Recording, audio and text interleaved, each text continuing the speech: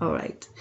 Okay, so thanks again for joining. This is the fourth webinar of our new series, or at least the series that started in December now.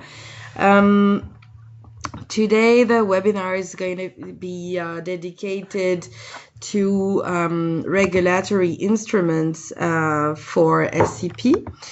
I'm going to share my screen and give a presentation and welcome the two presenters who are going to tell us about their national regulatory instruments for SCP. So just a second so that I can share my screen with you.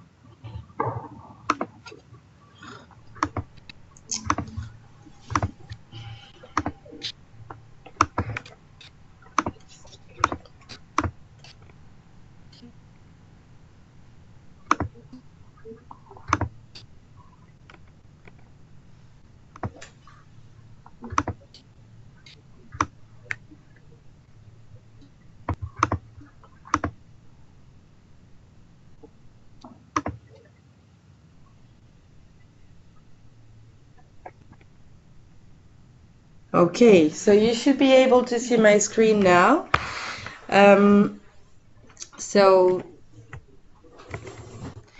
Regulatory instruments for SCP. So today, here's the agenda. Unfortunately, we have our national focal point from Pakistan who had a last call from the minister today, last minute call from the minister today, and who unfortunately is not going to be able to join us, but they will hopefully be part of the next webinar. So today I will give an introduction on behalf of the 10YFP Secretariat on regulatory instruments in the SCP policy mix. We will have then an intervention from Sylvain Chevassus, who's our national focal point for France from the Ministry for Ecological and Solidarity Transition on the existing regulatory instruments in French SCP policies. And then we will have a presentation from Ugi Zonders, who's senior expert at the Ministry of Environmental Protection and Regional Development of the Republic of Latvia. Also our national focal point, more specifically on Latvia's regulation on green public procurement. And we can have then some time dedicated to an interactive discussion on why are regulatory instruments important to support the shift to sustainable consumption and production, what is their role in the policy mix, and what is your experience with those instruments. Is really, as you know, those webinars is really meant to offer some space for exchanging knowledge and experience on those topics. So really, this is a free and open discussion on that type of instruments that is obviously very important in the work that we do. So I just wanted to give a short introduction on this. First of all, we often talk about the SCP policy mix. Indeed, achieving the shift to SCP requires innovative policy mixes, and there is no one solution that can help us address the complexity of consumption and production patterns. So it is important to always think about those solutions in the context of a combination of various instruments and approaches that can also cut across institutional boundaries. So that really goes together with the transversal and integrated dimension of the SCP approach itself. It's also important because when talking about and addressing consumption and production patterns and this mix of policies, it's important to look at the impacts that they have and potentially competing impacts that they might have on each other. So it's important to look at the entire policy mix, making sure that they don't have such competing impacts, they don't contradict each other.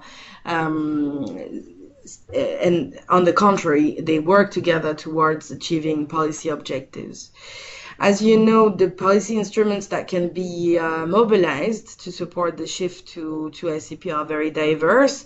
So when we talk about here, and the reason also I'm mentioning this is because we are using those notions for the reporting on SDG 12.1, as you know, and we will soon launch a new reporting cycle. So the way we understand policy instruments is very broad. We are talking about the national plans and strategies that are adopted to support SCP, but we are also talking about the means, so the instruments, the methodologies, the measures, the interventions that are used to achieve the objectives that are set in those plans and strategies. We know also that those instruments have various type or degrees of impact, so they can be placed on a gradient ranging from pollution control to eco-efficiency, green consumerism. So there are really a multitude of approaches. There are typically three main categories of policy instruments. There are different typologies, of course, but very often you will find those three categories when looking at the types of policy instruments we can consider. The first type is the legal and regulatory instruments we're going to talk about today, which are governed by a legal structure and a system of sanctions. So they are legally binding, and here we're talking about laws, regulations, standards, prescriptions, or prohibitions, where there is a really high level, the highest level of compliance is expected. The second category is economic or fiscal instruments or financial instruments that include economic incentives or disincentives, which aim at bringing about an intended behavior or outcome. And those can also be potentially legally binding, not necessarily always, but they can be legally binding. There are some economic regulations, obviously. So here we're talking about grants, subsidies, taxes, fiscal policies, deposit refund system, tradable pollution permits, for instance, is very, very diverse also types of instruments. And the third category often is the voluntary or information-based instruments that are measures or initiatives that aim at also influencing individuals or organizations, but more indirectly, by means of information, awareness raising, education, by the setting of moral standards or codes of conduct and so forth. So here we were talking about voluntary agreements, product labeling, award schemes, etc. Now, the frontiers between those categories are not always so clear, right? Because, for instance, you could have a labeling system that has a mandatory dimension and therefore is legally binding. So. But this is simply those categories help understand how the policy mix can be structured. When it comes to regulatory instruments, so we are talking about hard legally binding rules, command and control approaches, so this is the terminology often used. Those instruments obviously have various functions. They often are meant to address activities that present serious risks of impacts for the environment and society. They may be the only option when there is no option for softer self-regulatory actions, or when self-regulation has actually failed, has not worked. They provide clarity on the rules and requirements, because those rules and requirements apply in the same manner to everyone, and they provide a stable, a standardized environment, standardized conditions of operations. In the context of economic regulation, that's also very, very important. For instance, they can be used to prevent excessive or unfair competition. They can be used to protect consumers, to maintain quality or other standards, and compliance with other rules. There are naturally a number of challenges that go with those instruments, and each type of instrument comes with its benefits and challenges. Here, one challenge that is often mentioned is the enforcement of the regulatory instruments, because once the regulation is in place, it needs to be enforced, it needs to be implemented, and that also requires capacities, resources, and knowledge. Another challenge is that it does create stability, but also standardization, which sometimes is equivalent to one fits all model or scheme, and so there is sometimes a lack of flexibility that can become an issue for operators. So that's the big picture. The example, a very recent example at the international level of a legally binding instrument is the Minamata Convention on Mercury. There are others, but I'm mentioning that one because it entered into force very recently, into 2017. So the objective is to protect human health and the environment from the anthropogenic emissions and releases of mercury and mercury compounds. It does fit with what I was saying earlier. So it's meant to address a very high risk to human beings and to the environment.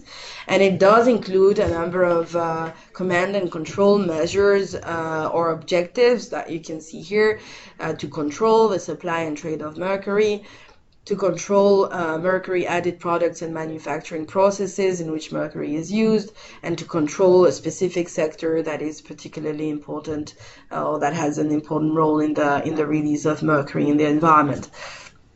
It's linked to a series of other legally binding instruments and conventions, and it's part of a comprehensive global regime for the sound management of chemicals and hazardous waste. But in the convention, you also have a number of elements that talk about capacity building, knowledge sharing, education. So even in that context, there is already a policy mix that is being put in place. That's just an example at the international level. At the national level, this example of Abu Dhabi Pearl rating system for sustainable building is also a good example of how a regulation can be combined with different approaches, non-regulatory approaches. So this is the green building rating system that has been developed by the Abu Dhabi Urban Planning Council as part of their Sustainable Development Initiative. It's applied from buildings to communities, and so it has quite a broad, comprehensive scope. And like I said, it combines regulation, voluntary efforts, and public procurement. So, for instance, the lowest level of the system of the scale, the 1 Pearl rating, is linked with the mandatory building code, while the public procurement requests compliance with a higher 2 Pearl level of performance. So they're using the different levels of the rating system to apply it in different contexts. And in addition to the rating system, the government is also developing capacity building, institution building, trainings for auditors, and so forth, to help enforce and complement the regulation itself. I just wanted to say a few words about the last reporting, the first actually, the pilot reporting that we conducted last year on SDG 12.1. As you know, we had 71 countries plus the EU reporting. Among the 303 reported policies and instruments, we actually had, and you can see it at the bottom right of that slide, 46% of what was reported was said to be regulatory and legal. So it does seem to represent quite a good share of the policies and instruments that at least countries are reporting to us as their contribution to SCP and to the 10 OFP. So it is a very important part of the government's efforts to advance and to implement SCP. Just this is my chance to just tell you again, we will start a new reporting cycle very soon, and we'll get back to all the national focal points obviously about that really soon. But with that, I want to Uh, I want to finish this introduction and keep time for presentations. Unless I have anyone has a burning question at this stage. If that's the case, please unmute yourself or send us a message. Otherwise, I will just give the floor to Sylvain Chevessu. Hello, again. Yep, sorry. Mori from Benin. Maury. Hi, Maury. How are you doing? Fine, and you? Fine. Thanks a lot for joining. Thank you. I want to ask you for a question. I think that last week when we exchanged, we say that we will give a model for the reporting. But what I want to know, because I saw in the model that in the pilot document that a lot of countries didn't do the first report. Is it possible to just send to us some important elements of these reports, and then we can begin to check information before the platform will be functional? Yeah. It's not a question, it's just a kind of proposition that I want to do on the possibility to begin to collect information according to the element that we need for a good report. It's what I want to ask for. Thank you. Thanks, Maury. We will send you information. That's no problem. Now, just I mean, this is really just a comment, and then we can exchange on that further later on. But the new reporting is based on a new questionnaire, so we are not using exactly the same as the one that we had for the pilot reporting, since we've learned lessons. And so, but we will definitely share information with you, and I mean, be reassured that you will have a lot of time to work on this. We'll give 5 to 6 months to the national focal points to work on this reporting. So there will be plenty of time and guidance, and I'll get back to you by email with those elements, if that's okay with you. So now let me share with you the presentation. Sylvain is actually sitting with me in our office in Paris. So I'm just going to open his presentation.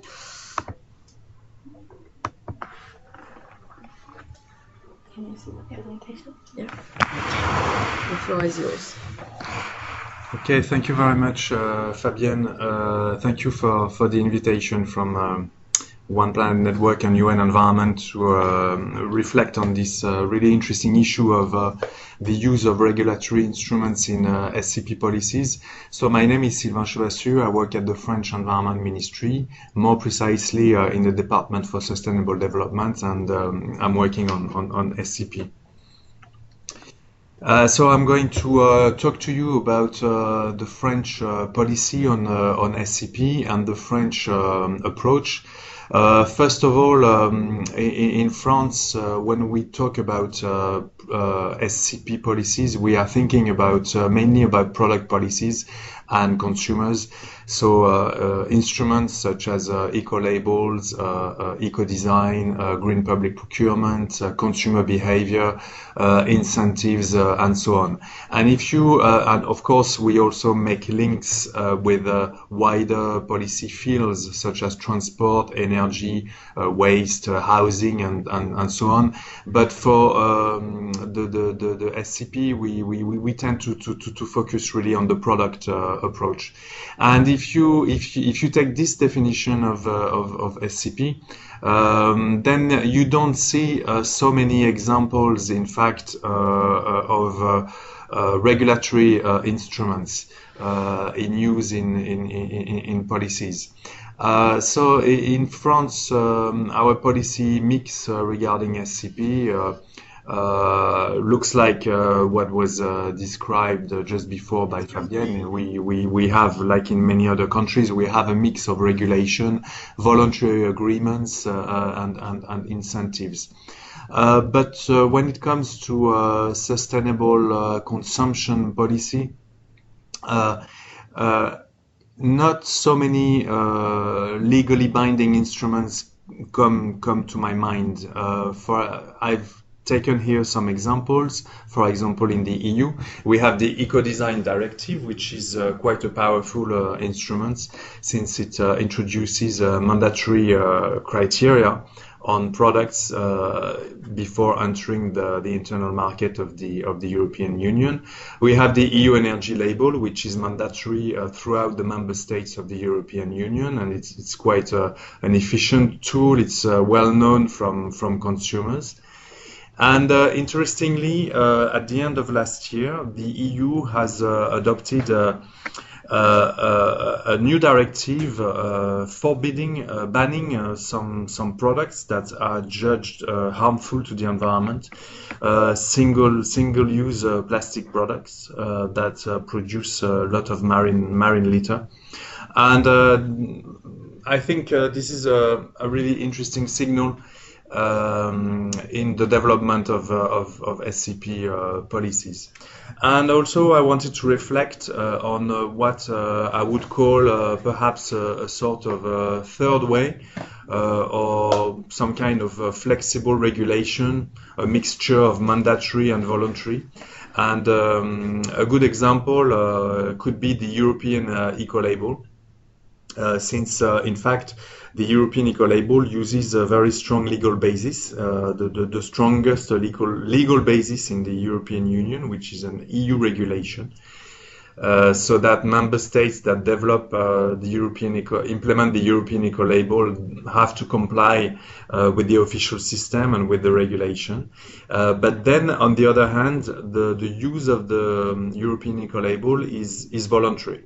So a company that wants to use the European Eco-Label applies to use it, but it's not mandatory to use the label. So it's a good example of a mandatory voluntary mix.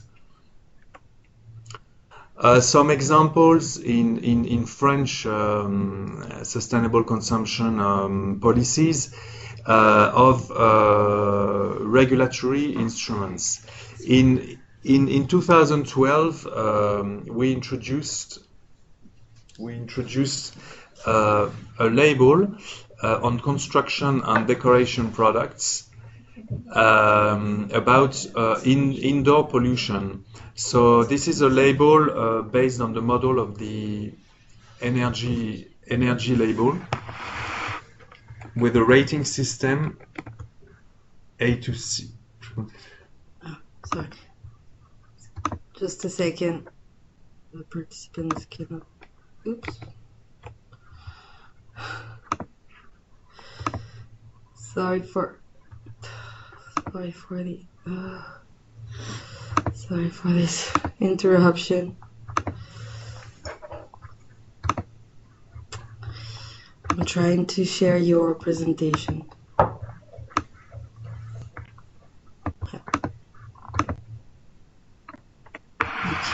Sorry. It was disappeared. Okay. I'll move the slides maybe in full screen.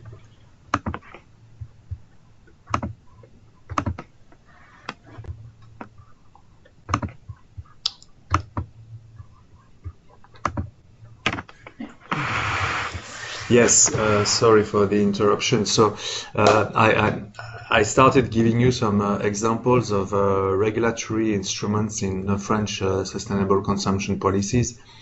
So in 2012, we introduced a mandatory label on construction and decoration products. It's based on the energy label, European energy label format. So there is a to C and green to red label showing the level of emissions of pollutants such as volatile organic compounds on the construction and decoration products. And this is mandatory in France since nearly 10 years now.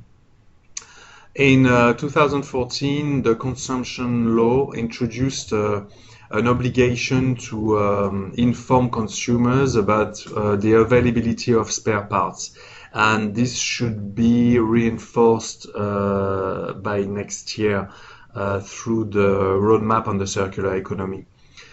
In 2014, as well through the consumption law, we extended the rights of the consumers in the context of the minimum product legal guarantee, in the sense that now consumers can really enjoy the 2 years full guarantee instead of previously only 6 months. In 2015, in France, we adopted an important environmental framework law called the Law for Energy Transition and Green Growth. And in that law, we introduced some kind of legal penalties against practices related to planned obsolescence. Because there is a growing concern in France among consumers, NGOs and politicians about the short lifetime of products, and that in some cases can be in fact planned by the manufacturers themselves. So this is quite an innovative move in public policy. We are also preparing with the stakeholders a new label that is set to be mandatory on the repairability of electric and electronic products, and this is planned for next year. Another important area, which is food waste. Here we also have some regulatory approaches. Through that law of 2015, we introduced an obligation for the public sector to adopt strategies and plans to combat food waste. For example, in school canteens and in hospitals or in administration, the staff restaurants and all that. And also, there is a new obligation through a specific law on food waste that was adopted in 2016 for large retailers to organize a covenant with social NGOs to donate the unsold food products that are still edible. And also it is now, through that same law, it is now forbidden to destroy unsold food products that are still edible. Because unfortunately, before, some retailers, not all, but some of them, had this very bad habit of even destroying food that was still edible. Last examples of use of regulatory. I wanted to come back to what can be called a sort of a third way, a mixture of mandatory and voluntary, with some examples in French policies. In 2013, we introduced an official system in France in order to better control green claims in the area of construction products. So that can be consumer products, but also B2B products. That is a mixture of mandatory and voluntary. The environmental information is voluntary. But if you communicate some environmental information about your construction or decoration product, then you have to comply with the official system.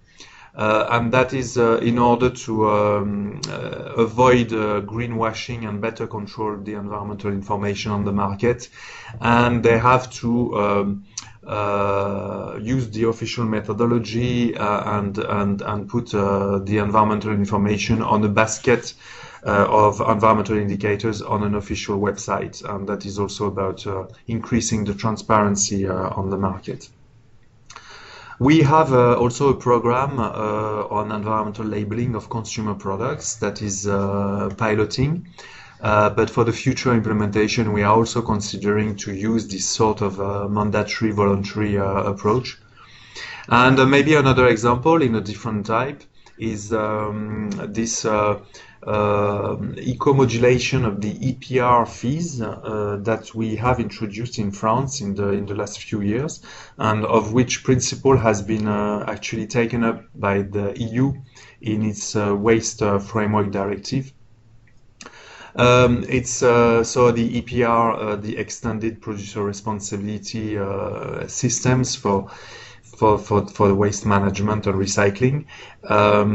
In France, we modulate a part of the recycling fees in relation to eco-design characteristics of the products. So if a manufacturer makes some eco-design efforts, the manufacturer gets a rebate on the EPR fee, so it's a sort of reward for eco-design products.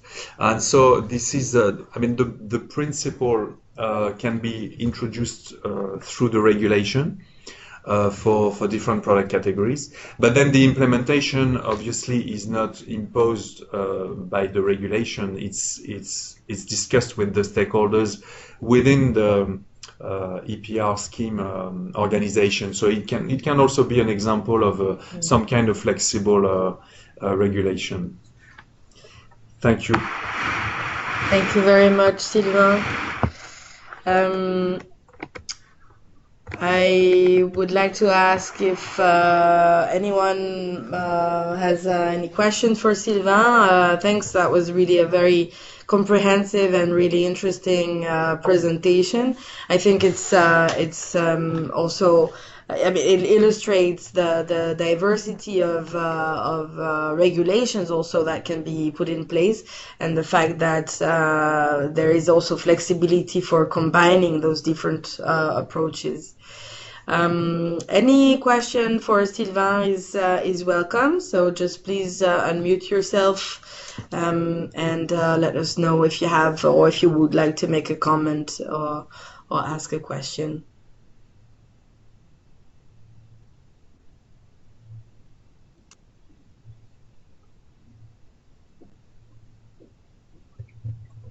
Okay, so maybe we'll leave the questions and the discussion for after the second presentation.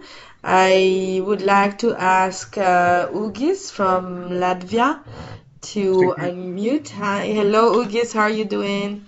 I'm doing pretty well, thank you very much.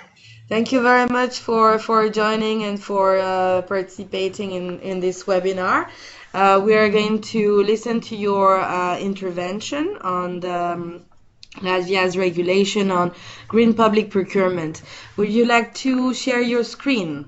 Yes, thank you very much. I will do my best to find it, and yes, it's uploading. I hope in a minute, in a second, it will be available on screen.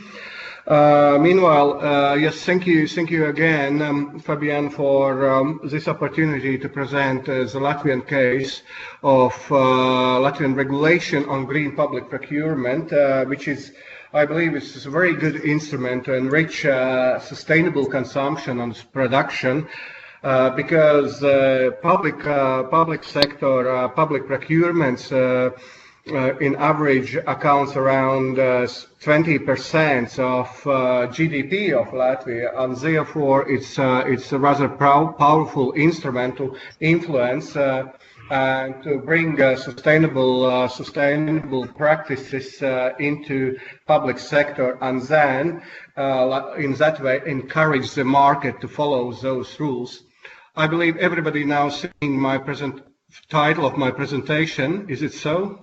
Yes, we can see it. It's perfect. Okay, great. Thank you. Then I will go on. Yes, I will introduce Latvia's regulation on green public procurement, which is a legally binding regulation and obliges the public and municipal authorities to use the green public procurement practices in their procurements, and I will explain that in details during my presentation. The green public procurement in Latvia already some initiatives started at 2012 when the first financial instrument was introduced, like a climate change instrument, where financial sources which was gathered after selling the emission allowances were used for environmentally friendly projects, and there was green public procurement criteria introduced, and then as well there was Ministry of Agriculture introduced the policy on sustainable food supply and catering services. But then we, as a Ministry of Environment, started to develop a comprehensive green public procurement promotion plan, which introduced firstly the action lines on preparing the legal framework for green public procurement, which introduced itself the changes in the framework law on public procurement, and then give a delegation to the Cabinet of Ministers, develop specific regulation on green public procurement. At that time, there were no explanatory explanations and some clear definitions in Latvia, and different kind of interpretation what you mean by green public procurement. But then the law of public procurement introduced the definition of green public procurement, which is in line with definition used in United Nations and in European Union as well, and plus to that legal action line, there was other action lines proposed, like producing toolbox, which included itself as well further guidance to procurers to develop for helping to develop tender documents, and as well information educational campaigns. And at the same time, it's proposed additional action line, like technical assistance, where different technical assistance projects were promoted, where specific showcases of green public procurement has been developed, and specific how should I put it, templates for public procurements were as well developed, and all that together goes to implementing those regulations, implementing GPP in Latvia through public tenders organized by state and municipal authorities. Then going into details on the content of the Cabinet of Ministers regulations, there was, I believe, that the most important part was the article introducing the principles of green public procurement, which shall be taken into account when developing tender documents. And the first principle should be that procurement should become more environmentally friendly. It means in terms that environmental consideration should be in the same level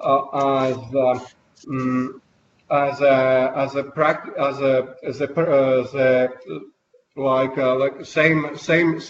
a criteria for economic criteria like price and as well accessibility of the product and other performance indicators. That means environment should be put in equal footing as other considerations when developing procurement. And prevention of damage is as well as a second that principle which should be taken into consideration. That means the environmental consideration should be already taken into account when developing tender documents already at the beginning. When you are already at the planning stage of planning of your procurement, planning your budget, that as soon as like environment should not be considered as a cherry on the cake, which could be added at the end of the procurement, but should be included as one of the main ingredients already in the recipe of the cake. And probably, as we used during our seminars, which we are organizing to the procurers, then we use then when you're introducing that principle already at the beginning, then probably at the end of the day you will realize that procurement, what you are planning to have, probably is not at the end of the day needed so much, because as we using the term, the greenest procurement you have is a procurement which never take place, because then you consider your options, your available source, and then you realize that you can do that work or achieve those goals what you had planned with the resource what you have already at your disposal, and there is no need for further supply of the goods, services or works. Then the additional which is I think one of the most important principle is life cycle approach, life cycle thinking to the public procurements, which means when you're procuring your goods or services, then all elements, all the life cycle steps of that particular good or service should be taken into consideration, including the production stage, resources, getting resources, production, transport, use and disposal or reuse. Like there's always this life cycle thinking could be, you can use the term from the cradle to grave, which could be used as in linear terms, but like in now circularity comes into the game when like from cradle to cradle. That should be taken, all steps, all those things should be taken into consideration when developing your tender documents. And another principle certainly is that environmental impact comparison with different options should be as well considered. The least the product or service which has the least environmental impact then could be taken as a priority, as a first choice. And certainly those information on environmental protection measures means clear requirements and criteria should be clearly described and formulated in the tender documents, and at the same time, which is most important, conformity control methods.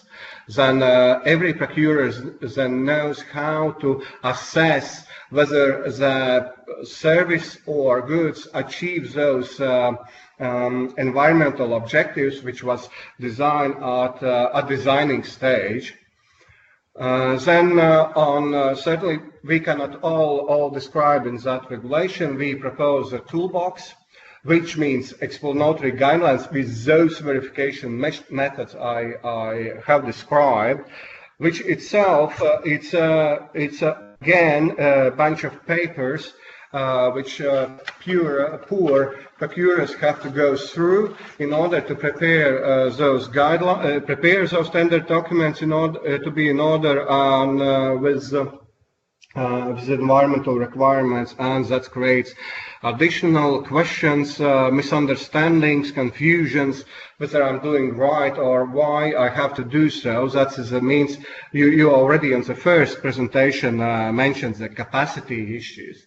Therefore, same time we're giving helping hand to the procurers by establishing helpline service, which mainly is inbox, where you can write whatever question do you have on green public procurement or during the preparation stage, implementing the procurement, and finishing your project. Then you can ask the question to the experts, which will give you additional explanatory for how to perform that procurement. Or if you have still some questions to be raised, then you can use a phone call as well, which I don't encourage to use telephone, because otherwise I'm doing nothing else than responding to the questions. Because that helpline ends up at my table, and then I contacting different experts and asking their assistance to help out to respond to questions to procurers. And the technical assistance, we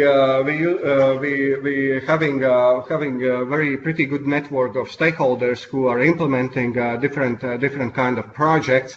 Like this was showcased in one of the municipalities in Latvia, which implemented green public procurement on street lighting project, which showed a pretty good energy savings and CO2 reductions when a new street light system was introduced in that particular city. How was our performance on GPPs? And because, as I mentioned previously already in 2012, when that climate change instrument was available for projects, that already gave a pretty good boost to green public procurement. And then we realized, as financial resource ended, then green public procurement level of green public procurement dropped pretty sharply. But then after developing the regulation on green public procurement, then its line goes a bit up and bit ups and downs. That's mainly related to the fact that EU funding playing a pretty big role in public contracts in Latvia, and specifically as well on green public procurement contracts. And then during the changes of those cycles of the programming cycles, then there's some backdrops in terms of financial value of the contracts and financial, let's say, ratio of GPP in terms of euros. But if we are looking on actual accounting those contracts for green public procurement, there's a slow but steady growth in those contracts, which shows that legally binding document regulation gives a lot of helping hand to implement green public procurement in state level and municipal contracts. Linkage with other Latvian sustainable consumption production initiatives, and certainly it was already mentioned in our French colleague mentioned circular economy. Green public procurement as well could work pretty well as a boost and promoter of circular economy. And in Latvia specifically, we're using green public procurement to encourage the use of recycled car tire products, and we're putting additional criteria and requirements in certain product group and services and works group in order to promote those used products of recycled tires. And we are now in developing new specific requirements and criteria for sport grounds and children playgrounds, where those recycled tire products certainly can be used. And that is a very good example of the circularity. The food waste. The food waste was already mentioned here, and specific requirements and legally binding requirements for food product supply and catering service for schools, which are obligatory in Latvia, as well show certain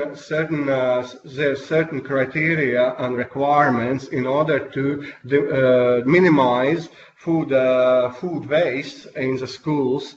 And that goes hand in hand in some voluntary NGO promoted school movement like Eco Schools, which gives additional educational campaigns, information campaigns in schools, how to reduce the food waste in a school catering systems. And as well at macro regional level. Sorry, this is Fabienne. I'm very sorry to interrupt. Can I ask you to conclude? It's the last slide. Minute? Okay. It's the last slide. Great, thanks. Yeah. It's currently Latvia is running the presidency is in the Council of the Baltic Sea States, and one of the priority themes is as well focus on circular economy and responsible consumption and production, which practically interlinks with aspects of green procurement. And in a way, we are organizing workshops within those 11 Baltic region countries in order to exchange the experience in public contract sectors as far as implementing a green public procurement is concerned, and exchange of those practices within our region helps a lot as well to develop further our requirements and criteria for green public procurement. And that was it. Thank you very much for your attention. I hope I was not too much beyond my time frame. But if you have any more questions, I would be very pleased to respond to them. Thank you. Thank you very much, Ugis. That was a very interesting and comprehensive presentation once again. I think the sustainable public procurement case is very interesting because again it can be a very strong regulatory instrument. It's also an economic instrument, and there are many ways of implementing it. So this was a very good illustration. Any question for Ugis specifically on this presentation?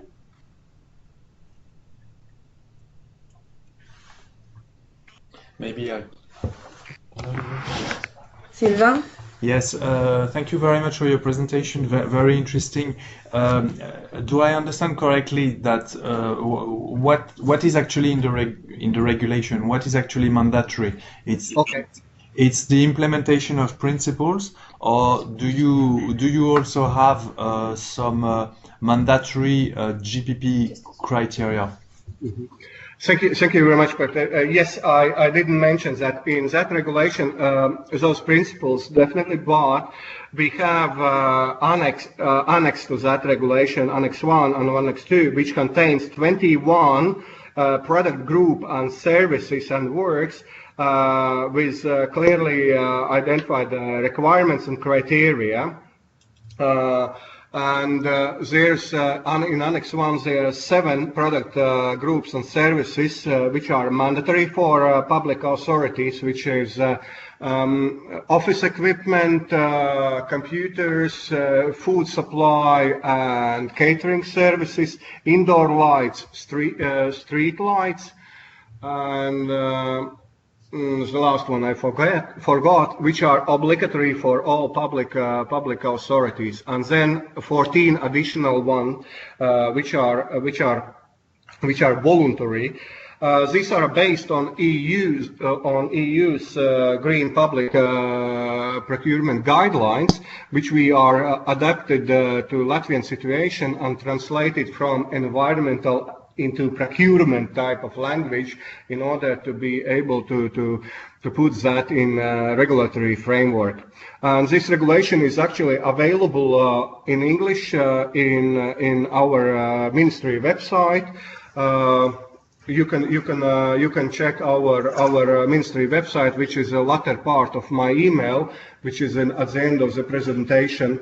And then there's a specific section on green public procurement where this regulation is available in English, and at the same time, last year report on implementing GPP as well is available on that website. So thanks, Ugis, for your response. We also have a question from Anna Christiansen, who's asking if Latvia uses EU GPP criteria. Are you using EU GPP criteria? Yes, I said that's the basis for products and services, requirements for certain products and services are based on EU GPP criteria. Yeah, okay. Which are adopted. We made some adaptation to Latvian situation. Okay, thanks. We have also a question from Naomi from Consumers International. As you may know, Consumers International is one of the leads of the consumer information program of the One Planet Network. And Naomi was asking if there is evidence that businesses within Latvia are following the government's green procurement rules. Do you have means to actually monitor the business practices and their alignment with your green procurement rules? Yeah, I will show that on food service and food supply and catering services example. Yes, we have a means how to control it, and we in Latvia, the Food and Veterinary Service has an obligation to check as well implementation of green public procurements in food and catering sector, and they are going to those particular canteens of the schools, hospitals, and checking whether those contracts are implemented correctly from both sides, from procurer's side and from business part as well. And at the same time, I believe, specifically in food sector, there's very good examples that business itself monitors pretty well how and what goes on in that sector. Because if some company presenting itself as a promoter of green public procurement, like promoter of bio products or other national quality schemes products, he's certainly going around and checking the competitors as well. And the Procurement Surveillance Bureau is an institution where you can put all complaints from business side and as well from procurer's side, and then Procurement Surveillance Bureau investigating those cases and announcing decisions. Okay, thanks. But life is not perfect yet. We are working on that. Yeah. Thanks, Ugis. Charles Alden Clark, who's the head of the 10OFP Secretariat, has joined us, and he has a question or a comment. Just one quick question, Ugis. I saw on your slides in the top right-hand corner, it said Cabinet of Ministers of Regulatory Policies. So the question I have for you is, was this GPP policy actually written by, co-authored by a group of ministries together? And if the answer is yes, did that include the Finance Ministry? Certainly, yes. It includes Ministry of Finance as well. We have coordination group of Green Public Procurement Coordination Group, where main stakeholders, including those ministries you mentioned, are the part of the let's say group who who let's developed those regulation in accordance to procurement rules as well. And Ministry of Finance, Procurement Surveillance Bureau, Ministry of Agriculture, Ministry of Economy as a part of that group, and certainly giving their views and their input. I have to tell you, it was pretty hard at the beginning to convince that the legally binding instrument on green public procurement is a good idea. But at the end of the day, by finding compromises and finding common solutions, together with experts and non-governmental sector and business, produced in very good result as this regulation. And at the same time, we are currently reviewing that regulation in order to adapt those annexes to the new technological developments, and at the same time probably simplifying certain things which are probably too complicated written there, like it relates to the construction requirements and criteria for construction sector, and as well for food and catering. Just one more point. I just think it would be really valuable to share your experience, which was successful in actually creating this between that group of ministers. I can understand it must have been difficult, but you got there, and now you have a policy that's owned by all those ministries. I think that's a really significant achievement, and I think we in the Secretariat and the program should try and help others understand how you managed to do that, and we might need your help to do that. We certainly could offer. We would be very pleased to share our experience and let's say not only successes but as well as the difficulties we going through, and what's a challenge we have to address in our daily work. Okay, that would be great. Thank you. Mm-hmm. Thanks a lot. We're a little bit beyond schedule, but maybe before, as a conclusion, I wanted to ask a question to Sylvain, to you, Gis, and whoever on the line and has also experience on that. It's a very general question, but or maybe a naive question, but what do you think are the main reasons for choosing regulation over other types of instruments, over voluntary approaches, for instance? And maybe if there is one challenge in your experience that you would really highlight in terms of implementing regulations, what would that be? Shall I start? Yes. Well, for choosing regulation, sometimes for some of the reasons, Fabienne, that you mentioned in your introduction, we have an environmental urgency. The scale of the challenges of changing our consumption and production patterns is really huge. So obviously there is a role for regulation in that. For a larger enforcement, maybe for larger scale changes. And also for creating a level playing field and stimulating, in some cases, innovation. But of course, we cannot have, regulation cannot solve everything. It's also, maybe we need to avoid, in some cases, one-fits-all solutions. So obviously it's a matter of finding the right balance in the right policy mix.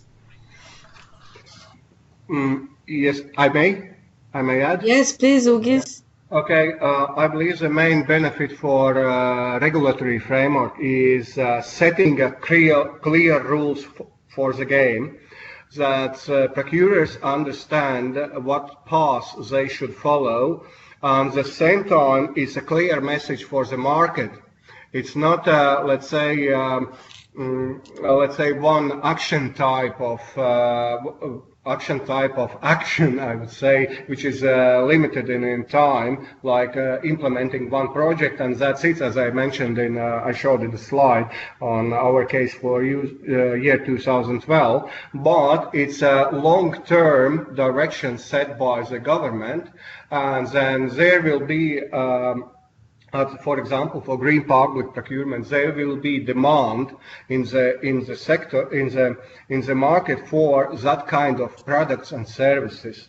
And I think that is the main benefit of the regulatory framework.